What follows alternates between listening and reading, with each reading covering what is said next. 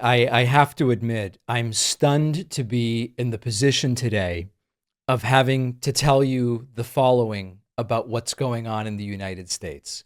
We are seeing the deployment of the military, not just to one city, but we are now starting to move towards President Donald Trump establishing a de facto police state nationally with the goal of deploying troops to numerous cities. If you thought that Donald Trump's authoritarian threats during the campaign were merely bluster, or if you believed, no, he's for real, but it's not going to go any further than LA, well, then we got Washington, D.C. And if you then thought, okay, it was the LA test case and then Washington, D.C., because Trump's in D.C. and he just wants to deal with what he sees around him and not go any further, then you are also wrong. Because what is happening right now in Washington, D.C. is being planned for cities across the country. And it is straight out of the authoritarian police state playbook. That's where we are.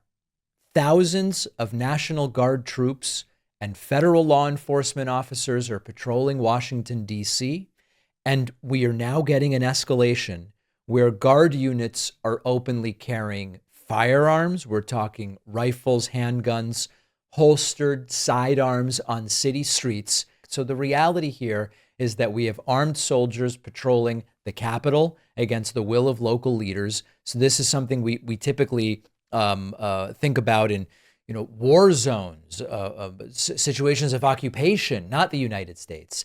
And it's not stopping because the Pentagon has been planning a military deployment to Chicago, and it appears that that is going to be next. It won't just be the National Guard.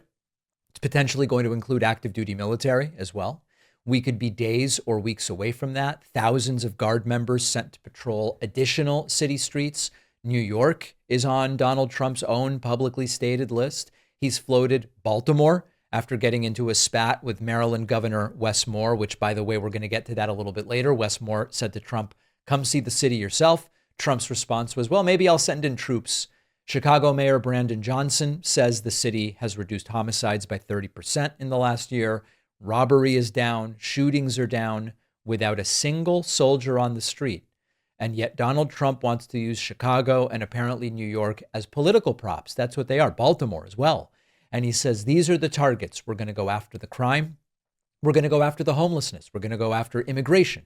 And we've now heard from Illinois Governor J.B. Pritzker, who says this is an attempt to manufacture a crisis and to abuse power, which of course it is.